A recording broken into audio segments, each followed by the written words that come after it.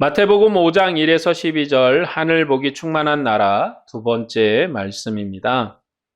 산상수훈의 팔복에 대해서 이제 계속 이어서 말씀을 드리고 있습니다. 이 팔복이 굉장히 시작을 하는 과정에서 이렇게 여러 번 또 반복적으로 말하는 내용들을 말씀드리는 것은 굉장히 이 서두가 중요하기도 하고, 그리고 분명한 방향과 목표를 정하는 데 있어서 이 서두의 잘못된 부분들을 교정하는 것이 좋을 것 같아서 여러 번 말씀드리는 것입니다.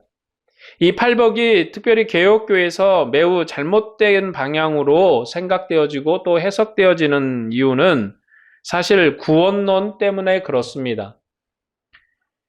우리가 이런 얘기를 계속하는 것은 그 내용이 중요하고 우리의 관념과 습관을 바꾸기가 매우 어렵기 때문에 그래요. 왜냐하면 저도 그런 경험이 있었고 또 이렇게 어떤 방향을 바꿔간다는 게 그렇게 쉬운 과정은 아니더라고요. 자꾸 이제 옛날 습관과 생각이 그대로 또 나오죠. 계속 우리가 했던 습관들이. 그래서 반복적으로 한다는 것은 학습은 반복이기 때문에 중요한 내용을 반복적으로 말씀드림으로써 여러 번 말씀드림으로써 이렇게 방향을 잡고 또 새로운 길로 나가는 과정이라고 볼 수 있습니다. 개혁교회 팔복에 대한 해석은 모세 율법은 그림자다라고 생각하는 것에 배경이 있어요. 그러니까 모세 율법이 뭐냐? 원래는 신약 성경이 예수님이 가르치는 게 본질인데 그 본질을 얘기할 수가 없으니까 그 본질의 그림자로 모세 율법이 주어진 것이다. 그러니까 진짜가 오기까지 모세 율법은 한마디로 얘기해서 모조품이었다, 이런 얘기죠. 모조품, 그림자. 그러면 성경에서 모세 율법을 정말 그렇게 대하는가 생각해보면 전혀 아니거든요. 우리는 이 구원론이라는 이 관점이 굉장히 우리가 어렸을 때부터 그리고 또한 오랫동안 그렇게 교육을 받았어요. 교회 가면 구원받는 거. 구원받으면 어디 가요? 천국 가는 거. 이렇게 이제 이 틀 안에서 계속 우리가 반복적으로 교육을 받다 보니까 그러다 보니까 구원론의 관점에서 모세 율법도 보는 거죠. 그럼 이제 우리 질문이 나오는 거죠. 예수님을 믿었는데 예수님이 오시기 전에 그러면 사람들은 구원을 받았을까? 안 받았을까? 그렇죠.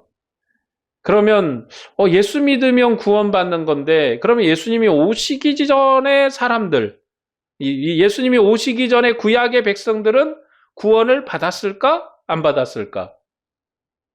왜냐하면 구원론의 관점에서 보면 예수님은 우리의 구원의 주님이시고 예수님이 십자가에 달리셔서 우리의 죄를 용서하심으로 우리가 구원을 받은 건데, 그러면 예수님 오시기 전에 구약의 백성들이 구원을 받았을까 안 받았을까 생각해 보면 이 구원론의 관점에서 보면 굉장히 이제 이거는 난해해지는 거죠. 해석하기가 굉장히 어려워지는 문제가 생기는 거예요. 그래서 이제 무리하게 여러 가지 주장들을 하기도 하는데, 그러나 그냥 간단하게 얘기하면 단순해요. 아이를 낳았어요, 아이를. 근데 이 아이가 아들이야. 내 아이예요. 그럼 아이가 태어나는 순간부터 누구 자식이에요? 이웃집 아저씨 자식이야? 이웃집 아줌마 자식이야? 아니잖아요. 내 자식이잖아요. 내 자녀란 말이죠. 이스라엘 백성을 하나님이 품으셨어요. 그리고 너희는 내 자녀라고 지칭을 했어요. 그러면 우리는 이제 예수 믿고 구원받는다는 이 공식에 자꾸 이스라엘을 집어넣으려고 하는 거예요. 이 공식에다가만. 그러나 하나님께서는 그 공식대로 구원함에 이르게 하지 않습니다. 그러니까 구원론을 부정한다 이렇게 생각하시면 안 돼요. 그러니까 우리가 가진 공식대로 일하시는 하나님이 아니세요. 하나님은 그 시대에 맞는 관계로 자기 백성을 구원시키세요. 그러니까 우리가 생각하는 구원이라는 것은 예수 믿고 천당 간다, 천국 간다, 이 틀 안에 꽉 갇혀 있어요. 그래서 우리는 예수 믿으면 무조건 천국, 이 얘기만 하거든요. 그런데 성경에서의 구원은요, 엄밀하게 얘기하면 하나님과 함께함, 그게 구원이에요. 여러분, 천국에 가서 하나님은 안 계세요. 하나님은 안 계시고 예수님도 안 계시고, 예를 드는 거예요. 예를 안 계시고 그냥 보석만 가득 있고 먹을 것만 가득하고 그리고 오래 살아 그냥. 그러면 그게 천국의 본질일까요? 하나님이 안 계셔. 예수님도 없어. 그리고 화려한 집도 있고 먹을 것도 많고, 쉽게 말해서 세상 사람들이 꿈꾸는 파라다이스예요. 오래 살고. 여러분, 성경에서의 구원의 개념은요, 하나님 백성과 하나님이 함께함. 그러니까 이스라엘에게 범죄했다. 이스라엘이 범죄했다는 것은 우상에게 절하는 그 순간, 까딱하고 절하는 순간 범죄하고 낙인 딱 찍는 게 아니에요. 너는 이제 범죄했다 하고 낙인을 찍는 게 아니라 하나님과의 관계 단절, 하나님과의 관계의 깨짐이 되는 거죠. 이런 관계는 마치 그 부부와의 관계와 같아요. 자꾸 남편이 바람을 펴. 바람을 피면 가정은 어떻게 돼요? 관계가 깨지잖아요. 남편과 부부의 관계, 남편과 아내의 관계가 깨지는 거예요. 관계 깨지는 게 결국은 그 가정이 파탄이 나는 이유가 되는 거죠. 자꾸 딴 남자를 바라보고 자꾸 딴 여자를 바라보는 것. 그것은 가정을 파괴하는 중요한 문제예요. 그러니까 이스라엘 백성의 범죄는요, 하나님과의 관계, 하나님을 바라보지 아니하고 자꾸 다른 것을 바라봐. 왜냐하면 이스라엘은 특별히 하나님께서 자기 백성으로 부르신 구원의 은혜로 탄생한 민족이거든요. 그런데 자꾸 다른 것을 바라봐. 그래서 그들과의 관계가 깨짐이 그런 관계예요. 하나님과 이스라엘 백성이 부부관계를 깨버리는 것처럼 이혼해버렸죠. 그게 바로 이스라엘의 멸망입니다. 그러니까 이스라엘이 이방의 세력에 의해서 멸망받았다. 이것은 역사적 팩트인데, 역사적 사실이지만 그 과정에서 이스라엘이 이방인의 포로가 됐다는 것이 이스라엘의 멸망이 아니라 이스라엘 입장에서의 멸망은 뭐냐면 하나님과의 관계가 끝난 거예요. 남편과 아내의 관계가 끝난 거, 이혼해버린 거, 그게 관계의 끝이고 종말인 것처럼 하나님과 이스라엘이 관계를 끝내버린 거라고요. 그게 이스라엘의 멸망이에요. 그런데 하나님께서 이스라엘에게 뭐라고 얘기했냐면, 내가 돌아올 것이다.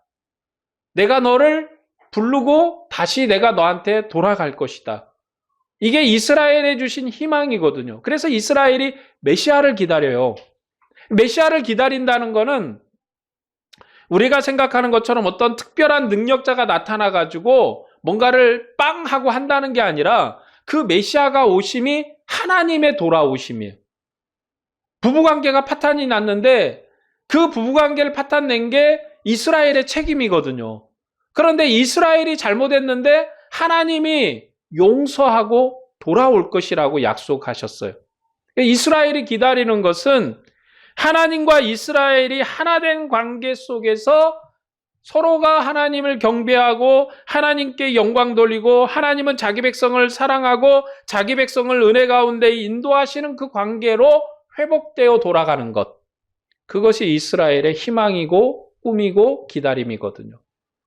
그러니까 우리에게 있어서 구원이라는 것은 예수 믿고 천당 간다 이 프레임에 이 틀 안에만 딱 갇히는 게 아니에요. 이 틀은 어디에 있어요? 로마서와 갈라디아서에 있는 얘기예요. 그러니까 이게 틀렸다는 얘기가 아닙니다.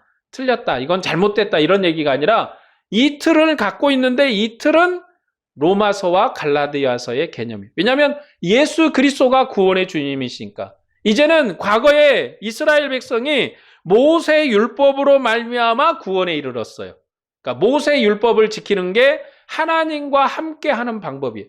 하나님과 교제하는 방법이에요. 하나님의 상에 나가는 방법이에요. 하나님의 상에서 이스라엘과 백성이 하나님의 자리에서 함께 먹고 마심으로 하나님과 친밀한 교제의 관계를 누리는 것. 그것이 율법이 가진 역할이었어요. 그런데 이제 예수 그리스도께서 구원의 큰 복음을 가져오셨어요.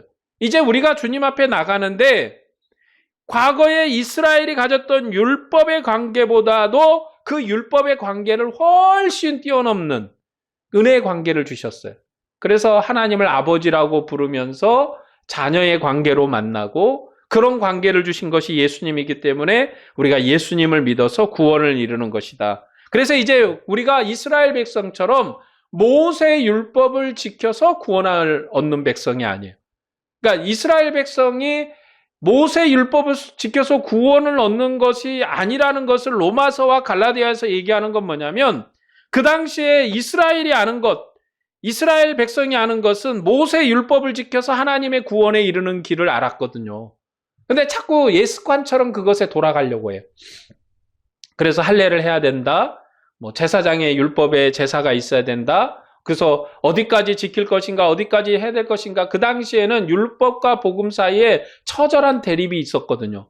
그런 그들에게 오직 예수님만이 우리의 구원의 주님이시다. 그러니까 예수 믿고 구원받는다. 이 공식을 로마서와 갈라디아서가 율법에 대비해서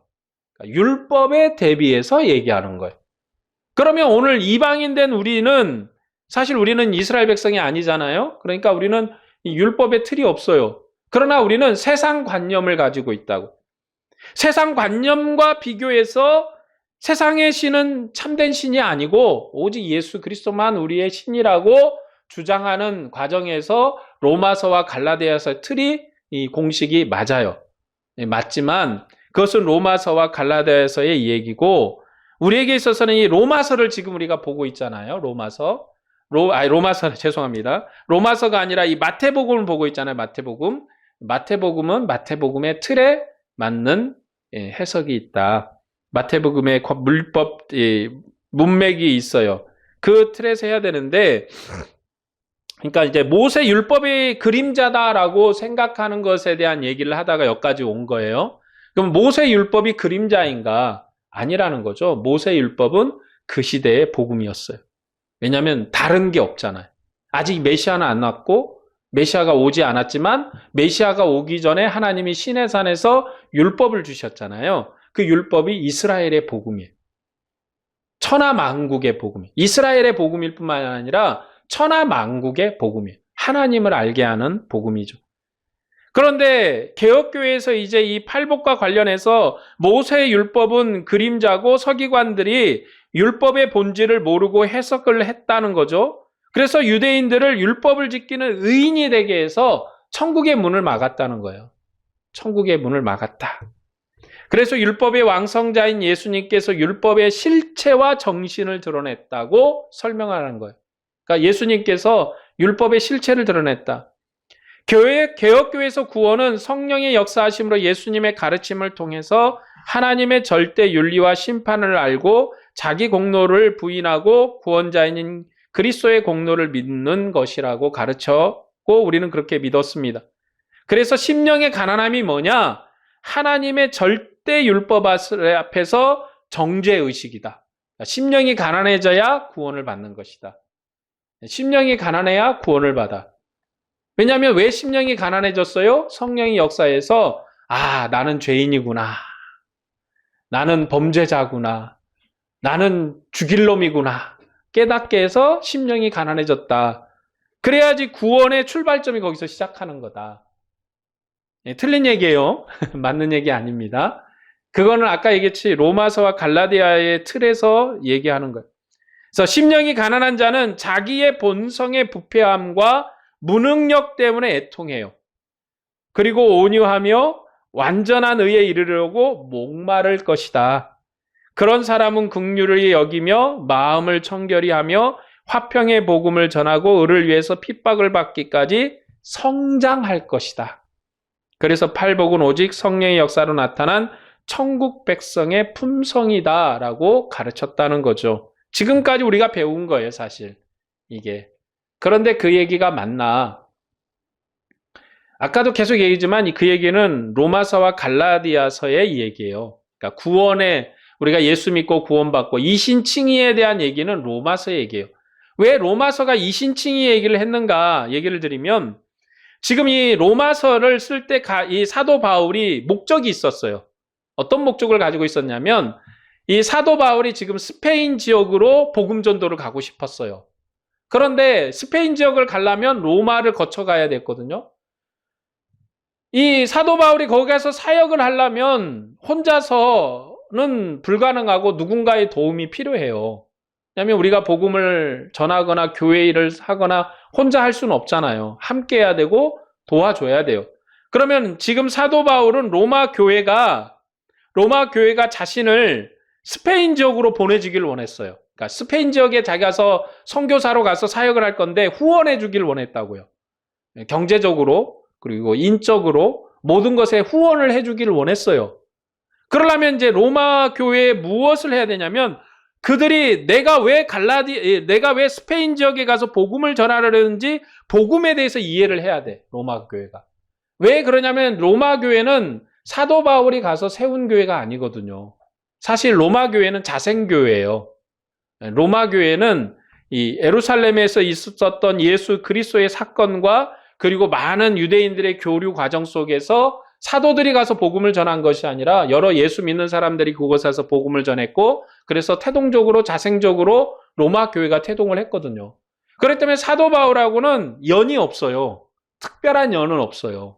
그러니까 이 사도 바울이 복음에 대해서 잘 가르쳐서 로마 교회가 복음에 대해서 확신을 가지고 복음에 대해서 확실한 믿음 안에 서서 자신을 이 복음에 자기가 전하는 사도 바울이 전하는 복음을 로마 교회가 충분히 이해하고 이 복음을 스페인 지역까지 전할 수 있도록 자신을 파송해 주기를 원했어요.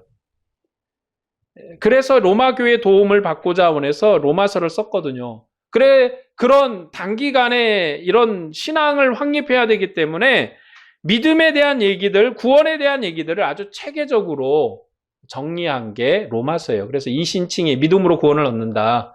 믿어야지 구원받는다는 얘기를 한 것은 로마에 있는 사람들은요, 유대인들이 아니었거든요. 주류가. 물론 유대인들도 많이 있었지만 주류가 로마 시민들이었어. 그들에게는 율법에 대한 관념이 없어요. 율법이 뭐냐? 우리하고 비슷해. 그러니까 우리에게 있어서는 율법이라는 것은 먼 나라 얘기예요. 우리가 교회를 다니지만 율법이 뭐냐? 몰라요, 사실. 왜냐면 우리 생활도 아니고 우리에게 뭐 직접적으로 우리의 삶에 닥치는 문제도 아니잖아요. 여러분, 우리가 어렸을 때부터 자라고 지금까지 생활하고 우리의 조상들이 살았지만 추어탕을 끓여놓고 이거를 먹을까 말까 고민해요? 여러분, 장어를 구워놓고 이걸 먹을까 말까 고민해요? 없어서 못 먹죠. 없어서 못 먹는 거예요. 옛날에 여러분, 우리나라 선짓국을 끓이잖아요. 근데 이 선짓국이 부잣집 음식이 아니잖아요. 사실 부산물이고 없는 사람들이 먹는 거예요. 사실 그걸 먹을 것만 해도 감지덕지 않은 세월을 우리가 살았잖아요. 그렇죠? 우리의 과거에 그런 세월을 살았단 말이에요. 그러니까 이 선짓국을 먹을까 말까 고민해요? 여기 피가 담겼어. 아, 이거 먹으면 안 돼. 교회 다니니까 고민하는 거죠. 교회 다니니까 이제 고민하는 거예요. 장어를 놓고 고민하고 미꾸라지를 놓고 고민하지만 사실 우리 조상들이나 우리에게 있어서 그거를 먹을까 말까 고민한 적이 한 번도 없어요. 율법과 관계된 삶을 우리는 한 번도 산 적이 없어요. 로마 교회도 그랬다는 얘기죠. 그러니까 100%는 아니지만 그 안에 로마의 유대인도 있었지만 대부분이 이방인이었고 그들에게서 율법적 관념이 없었어요. 그럼 그들에게 율법이 어쩌고저쩌고 얘기하는 건 의미가 없고 로마인의 입장에 맞는 로마인들을 가르쳐서 구원에 확신하게 하는 입장에 맞는 얘기를 해야 되는 거죠. 그렇죠? 그들에게 맞춰야 되는 거잖아요. 그러나 이 마태복음은요. 지금 이 마태복음을 받는 사람이 누구냐면 유대인들이에요. 사도 마태께서 유대인들에게 복음을 썼다고요. 그렇기 때문에 이 마태복음은 유대인들의 관점에 맞는 얘기를 하고 있습니다. 유대인들의 관점에 맞는 얘기. 그래서 마태복음은 산상수훈이 천국의 설립식이다라고 가르칩니다. 구약 때 하나님께서 모세를 통해서 율법을 주심으로 이스라엘을 이방 풍속으로부터 자유롭게 했습니다. 그리스도의 율법은 모세 율법으로부터 천국 백성을 자유롭게 하심으로 모세 율법을 완성한 것이에요. 예수님께서 모세 제자가 아닙니다. 여러분, 예수님이 모세의 제자인가요? 모세 제자가 아니에요. 그러면 예수님 누구십니까? 모세의 하나님이세요. 만일 예수님께서 모세 율법을 잘 지켜가지고 모세 율법을 완성을 했다면 모세를 넘어설 수 없는 모세의 제자인 거예요. 그러니까 예수님이 막 먹어야 될 거, 말아야 될 거, 만나야지 말아야 될 거, 만나야 될 거, 예배, 이런 거, 막 율법의 제사 이런 거를 잘 지켜가지고 율법의 정신을 잘 드러내가지고 율법을 잘 지켰다면 예수님은 모세의 제자예요. 모세 하나님이 될 수가 없어요. 왜냐하면 율법은 누가 줬어요? 하나님이 모세를 통해서 줬거든요. 그러면 예수님은 모세 율법을 끝내시고 하늘에 속한 새로운 법을 주셔야 돼요. 그러니까 모세 율법에 지배받지 않는 하늘에 속한 새로운 법을 주셔야 되는 거예요. 그게 하나님이세요. 모세가 줬던 법을 넘어서는 새로운 법, 새로운 관계로 나가야지 하나님의 법이 완성되는 거예요. 그래서 우리가 완성됐다는 것은 이전 것을 끝냈다라는 의미도 돼요. 그러니까 우리는 완성 그러면 이전 것을 무조건 완성해야 된다고 생각하지만 이전 것을 끝냈다라는 개념도 있습니다. 그래서 예수님께서 모세 율법을 완성하려는 방법으로 율법의 시대를 끝내신 것이 아니라 새로운 하늘의 법, 새로운 통치, 새로운 은혜, 새로운 창조로 새롭게 하셨어요. 그러니까 우리가 율법을 지키는 백성이 아니라 복음을 지키는 백성이에요. 우리는 율법의 백성이 아닙니다. 오늘 교회가 율법을 지키나요? 여러분, 우리 교회는요, 엄밀하게 얘기하면 율법 하나도 안 지키고 있는 거예요. 일부 지키는 것 같은데? 여러분, 율법은요, 다 지키면 다 지켜야 되는 거고, 그 중에 한 가지라도 안 지키면 안 지키는 거예요.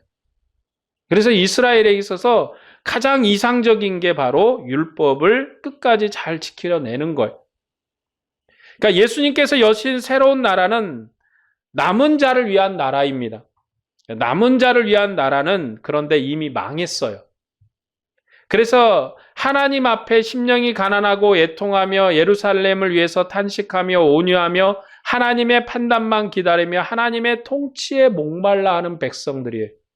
그들은 신명기 율법대로 긍휼을 베풀며 두 마음이 아닌 정결한 마음으로 하나님만 바라며 하나님의 화평의 언약으로 화평케 하며 하나님의 통치를 위해서 박해를 받는 선지자들의 후손들입니다.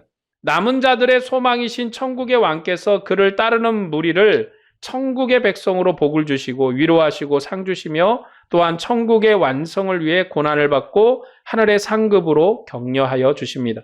그러니까 이 팔복을 받는 사람은 누구냐? 그리스도의 나라를 위해서 이미 수고하고 애쓴 사람들. 예수님께서 이 메시아가 오기까지 수고한 사람들을 먼저 위로하시는데요. 그러니까 이 팔복은 그동안 꾸준히 제가 이제 여러 시간을 얘기를 드린 이유는 잘못된 부분이 있어서 교정을 하는 과정이고, 그리고 이 교정을 해야 되는데 한두 번의 얘기로는 잘 이해가 안 되기도 하고, 저게 맞아? 이렇게 할 수가 있지만 핵심은 뭐냐면 구원론의 관점에서 이 문맥에 접근하면 안 된다. 그럼 무슨 관점으로 해야 된다고 말씀을 드렸어요? 하나님의 나라 관점, 나라 설립식, 나라 관점으로 접근해야 돼요. 자, 그러면 나라를 관점으로 하면은 이제 어떻게 되냐면, 여러분 우리 조선도 그렇고 고려도 그렇고 나라가 개국을 하면 뭐예요? 개국공신들 있잖아요. 개국공신. 그 사람들이 뭐 하는 사람이에요? 태조 왕건이 나라를 이제 고려라는 나라를 창건하고 이렇게 세워가는 과정 속에 혼자 한 거 아니잖아요. 왕건 혼자 나가서 전쟁 치르고 막 해가지고 다 이긴 거 아니잖아요. 함께 했던 장수들도 있잖아요. 여러분 이성계가 나라를 세울 때 혼자서 나라를 세운 거 아니잖아요. 함께 한 사람들 있잖아요. 그러니까 이성계가 나라를 세울 때까지 수고해 준 사람, 개국공신들. 그러면 이제 나라가 세워졌어요. 그럼 그 사람들 이제 어떻게 해야 돼요? 그 공에 맞게끔 치하를 해야 되는 거죠. 자, 그뿐만 아니라 이성계가 나라를 세우고 나서 자기의 아버지, 할아버지, 조상들을 다 뭘로 만들었어요? 왕으로 만들었죠. 왜냐하면 자기가 왕인데 할아버지, 아버지 왕이 아니거든. 그러면 그거를 치존왕이라고 하죠. 칭해서 왕으로 이제 높여주는 거예요.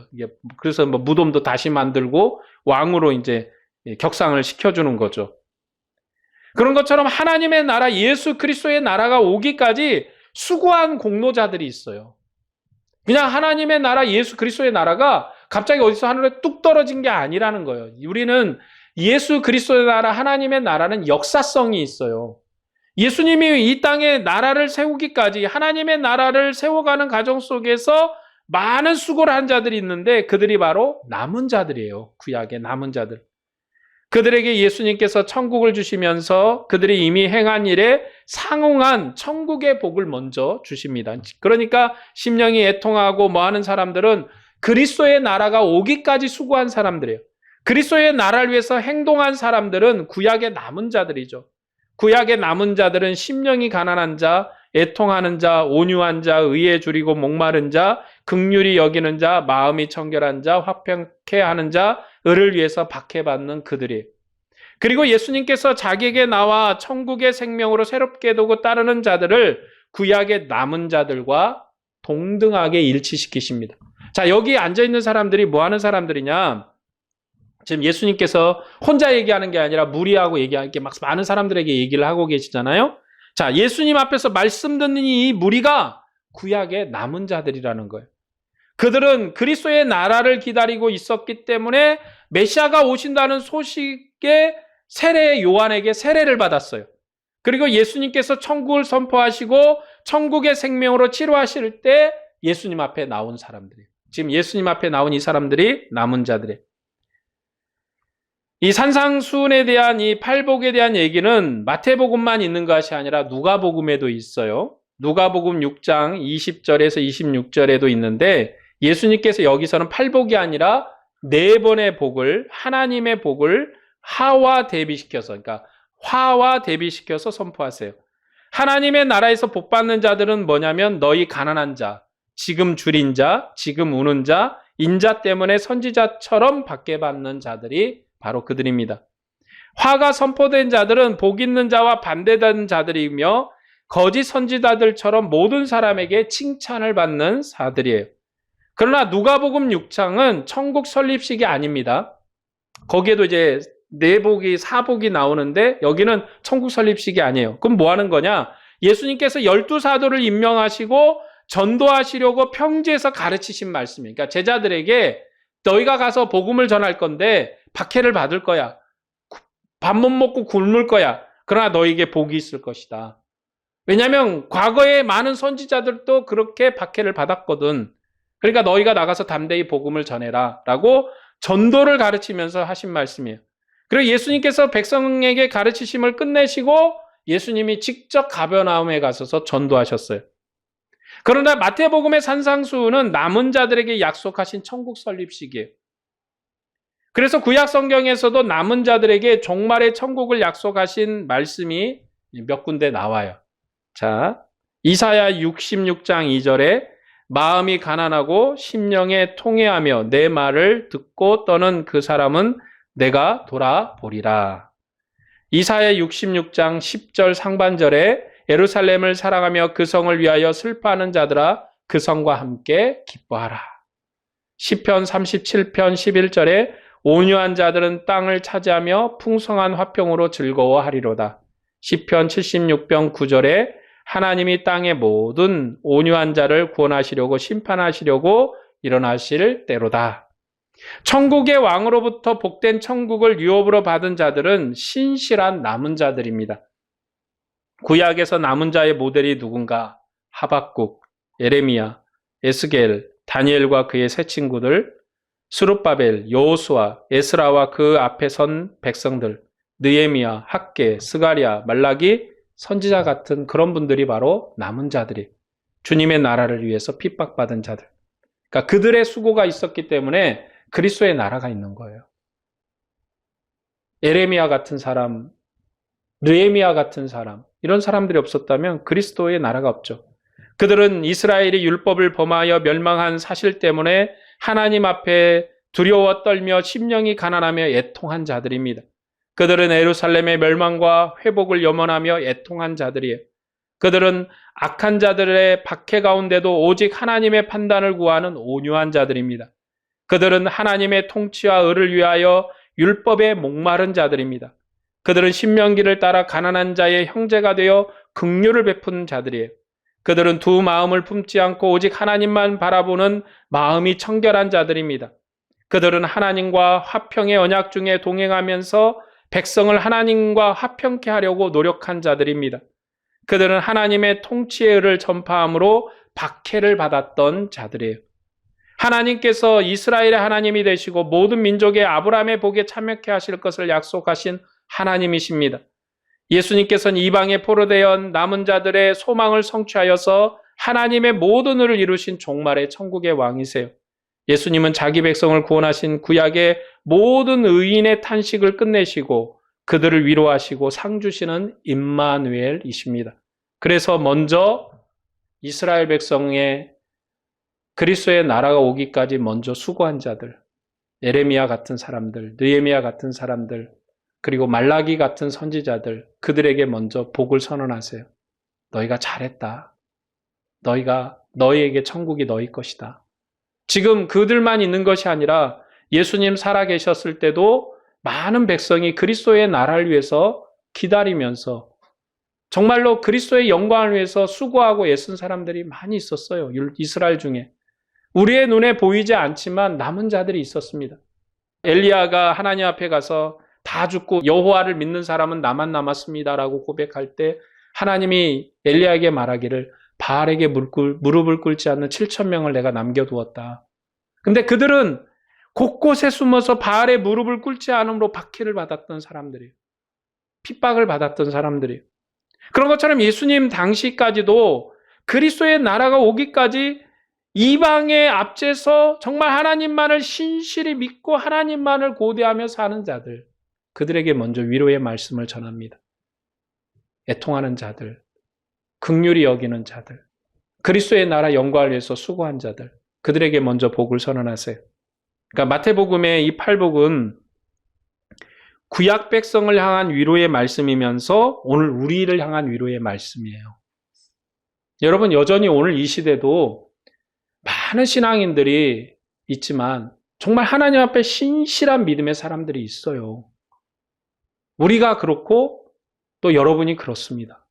왜냐하면 그리스도의 나라를 위해서 우리의 모든 것을 드릴 준비가 된 사람들이 있어요. 그런 사람들에게 주님이 먼저 위로의 말씀을 전합니다.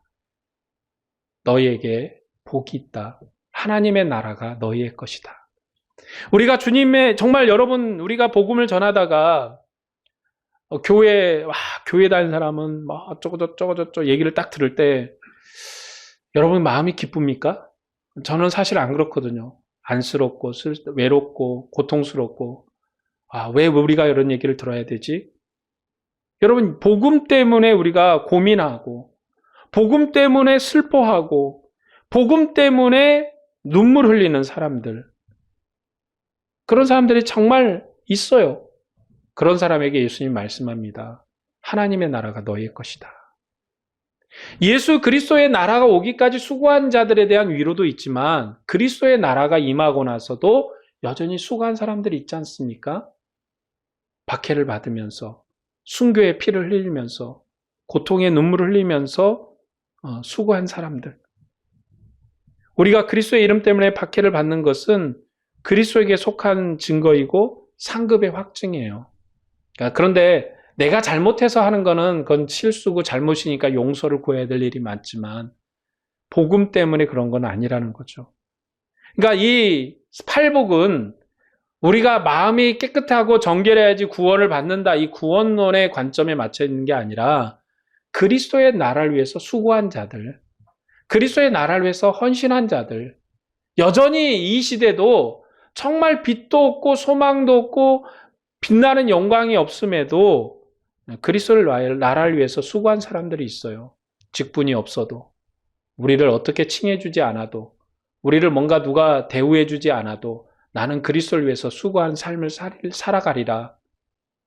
때때로 교회에 이렇게 우리가 신앙생활하면서 마음 아팠던 얘기들 중에 하나가 교회가 직분자를 세울 때마다 고민이고 갈등인 게 장로를 세우거나 권사를 세우면 다 되면 좋거든요. 그쵸? 다 장로가 되고 다 권사가 되면 좋겠는데 그게 목사 마음대로 되는 게 아니라 우리 이제 회중이 우리 성도들이 투표를 하잖아요. 그쵸? 그래서 우리가 몇 프로 이상 나와야지 장로가 된다. 뭐가 몇 프로 이상 나와야지 뭐 권사가 된다 해놨단 말이죠. 그런데 애석하게 그 표수를 못 넘겨요. 그러면은 이제 슬픈 얘기인데 목사가 나를 안 밀어줘서 목사님이 나를 뭐 이렇게 좀 안 밀어줘가 내가 떨어졌다. 그래서 교회를 나가요. 그 신앙의 성숙이 있다라고 말할 수 있는 것인지 고민이지만, 물론 이제 실제로 뭐 그런 일이 있었을 수도 있는 것이고, 그 과정은 전체적으로 알 수는 없지만, 우리가 어떤 직분에 올라가야지, 어떤 직분을 차지해야지 그리스도의 영광의 빛이 나는 게 아니거든요. 내가 장로가 되고, 권사가 되고, 내가 집사가 되고, 여러분, 대한민국이 전 세계에 없는 제도가 하나가 이 서리 집사예요. 예. 우리 교회는 무조건 다 집사잖아요. 우리나라는 다 집사야. 안수 집사를 안 세우고 다 집사예요. 왜 그러냐면 그 호칭을 안 주면 일을 안 하니까 서리 집사를 주는 거예요. 근데 문제는 이거 원래 이 서리는요 1년짜리거든요. 내년에 안 될 수도 있는 거예요. 그런데 한 번 집사는 영원한 집사라 내년에 이게 제도상 매년 서리 집사를 임명을 하거든요. 그러면 그 다음 연도에 실수로 내 이름이 빠졌어. 그러면 이제 고민인 거죠. 내가 이 교회를 나가야 되냐 말아야 되냐. 내가 이 교회에 출석을 해야 되냐 말아야 되냐. 이게 여러분 왜 서리 집사에 떨어졌겠어요? 일을 안 했거든요. 그러니까 원래 일하라고 준 직분이잖아요. 일하라고.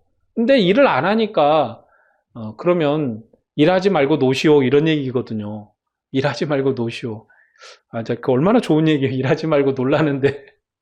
서리 집사를 맡으면은 직분을 맡아야 되잖아요. 뭐 재정부도 맡아야 되고, 봉사부도 맡아야 되고, 선교부도 맡아야 되고.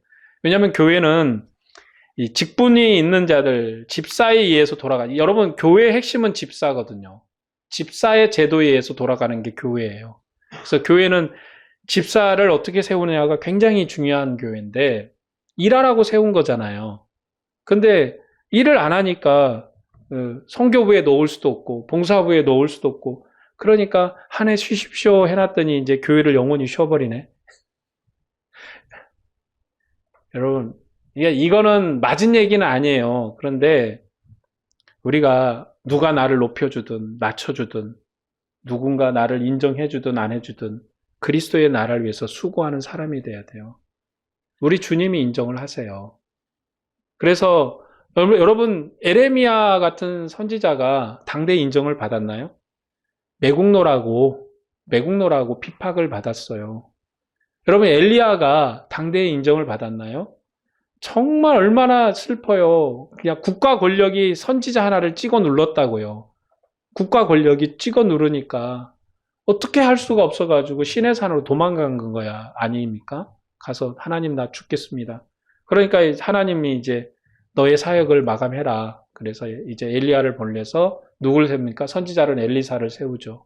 그리고 이방의 왕과 이스라엘 왕에게 기름을 부으라고. 엘리사의 마지막 사역이에요. 엘리야의 마지막 사역이었죠. 왕을 세우고 선지자를 세우는 사역. 그래서 그들을 통해서 새로운 역사, 새로운 시대를 열겠다는 게 하나님의 은혜의 약속입니다. 그뿐만인가요? 느헤미야 같은 사람은요. 느헤미야는 페르시아 제국 왕궁에서 잘 먹고 잘 사던 사람이에요. 그런데 어느 날 자기 조국의 소식이 들려오니까 슬픈 소식이야. 그래서 금식을 하고 어떻게 할까 고민하고 왕 앞에 나가서 목숨을 걸고, 여러분 느헤미야의 직분이 뭐였냐면 음식을 맡은 사람이었어요. 왜 느헤미야의 직분이 중요하냐면 지금은 크게 모르겠지만 당시에 왕의 음식을 맡긴다는 건 왕의 목숨을 맡기는 거예요. 왕의 목숨을. 여러분 그 독사를 할 때 뭐가 제일 편해요? 음식이 제일 좋거든요.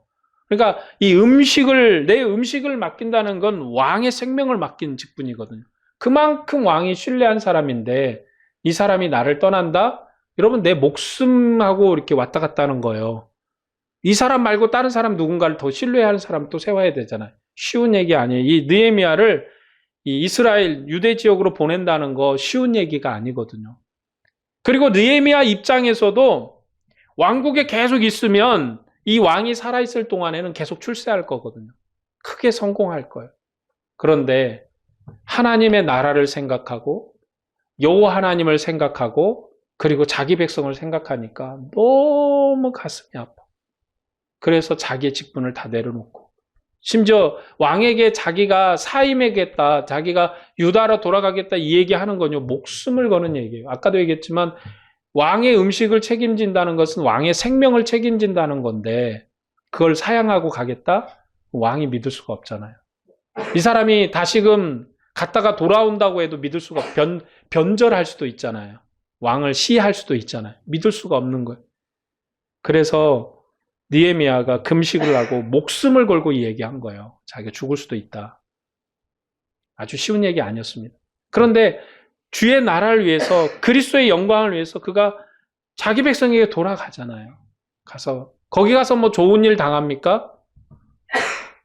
많은 고통과 아픔을 또 같이 당하잖아요. 그것처럼 여러분 우리가 이 팔복에 대한 얘기는 그리스도의 나라를 위해서 수고한 자들, 또 앞으로 수고할 자들, 우리 같은 사람들, 또 여러분 같은 사람들, 그런 사람들에게 위로의 말씀을 전하는 거예요. 어떤 핍박이, 환란이 우리에게 있다 할지라도 이 팔복의 말씀을 기억하십시오. 그래서 여러분들이 그리스도의 나라를 위해서 수고하고 헌신하고 애쓰고 애통할 때 정말 하나님의 영광을 위해서 헌신하고 믿음으로 봉사하고 어떤 직분이 주어지든 또 어떤 자리에 서 있든 주님의 일을 위해서 수고하는 여러분들이 되시기를 주의 이름으로 축복합니다. 기도하겠습니다.